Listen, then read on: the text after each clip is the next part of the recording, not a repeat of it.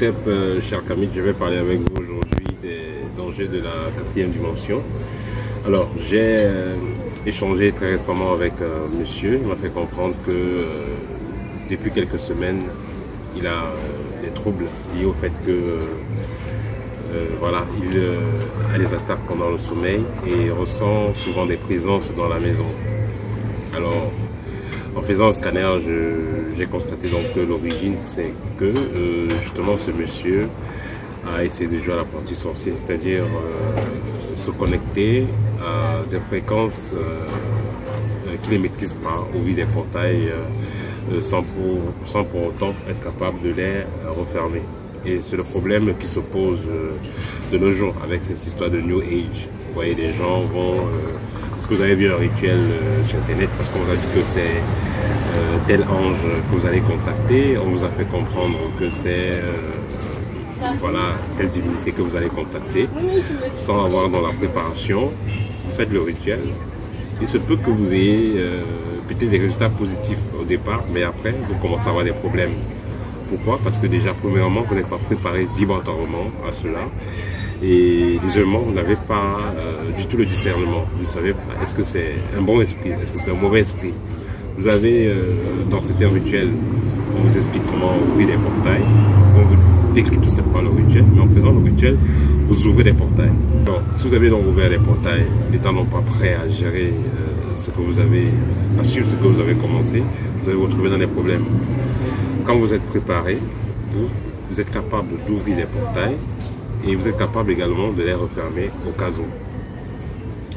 Alors, les dangers que vous avez dans la quatrième dimension, puisqu'il s'agit ici de la quatrième dimension, c'est que quand vous ouvrez des portails, quand vous entrez en contact avec ces êtres, vous allez non seulement échanger avec des êtres qui sont positifs, mais également vous allez échanger avec des êtres qui sont positifs, ou alors ces êtres viendront vers vous.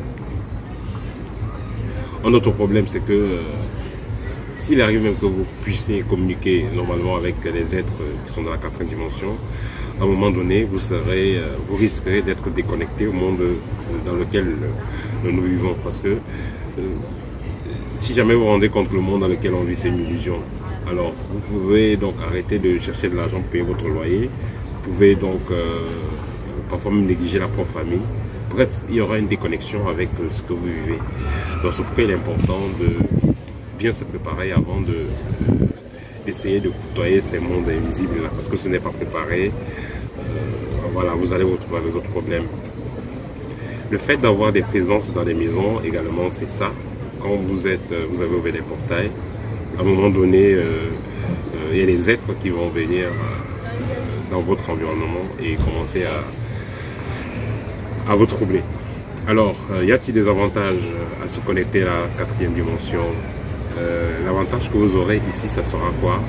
Si vous êtes connecté à la quatrième dimension, vous pouvez agir sur votre destinée de façon efficace.